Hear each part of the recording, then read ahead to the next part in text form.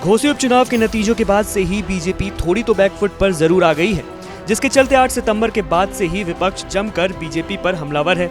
हार के लिए कोई दारा सिंह को जिम्मेदार बता रहा है तो कोई ओपी राजभर को। लेकिन करीब 4 दिन बाद अब बीजेपी प्रदेश अध्यक्ष भूपेन्द्र चौधरी सामने आए हैं और हार का कारण भी बता रहे हैं।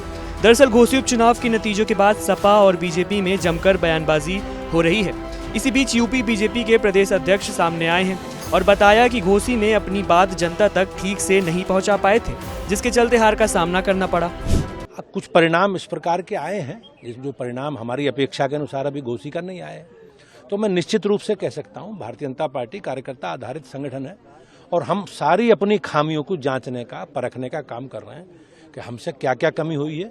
और मैं निश्चित रूप से कह सकता हूं कि जो मोटा मोटा चीजें विषय आए हैं उन विषयों में हम अपनी बात लोगों के बीच में ठीक से पहुंचा नहीं पाए।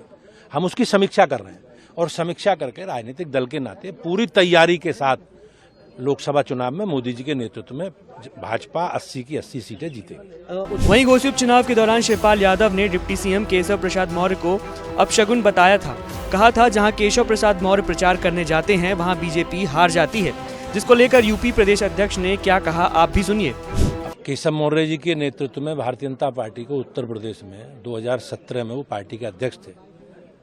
हमें 80% लोकसभा विधानसभा की सीटें मिली। किसी राजनीतिक दल के लिए ये बड़ा राजनीतिक परिणाम।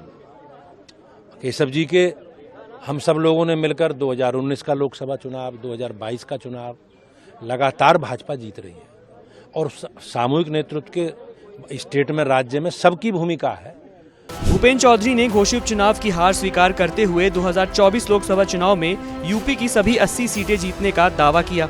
लेकिन अब सवाल ये है कि घोसी उपचुनाव के नतीजों ने कहीं न कहीं ये तो जरूर साफ कर दिया है कि सपा अब पहले से ज्यादा मजबूत होती जा रही है। ऐसा इसलिए क्योंकि घोसी में बीजेपी के मंत्रियों की फौज उतारने के बावजूद बीजेपी को शिकस्त मिली है। इसलिए अब आने वाले चुनाव में यूपी में बीजेपी का रास्ता इतना आसान होता नहीं दिख रहा है।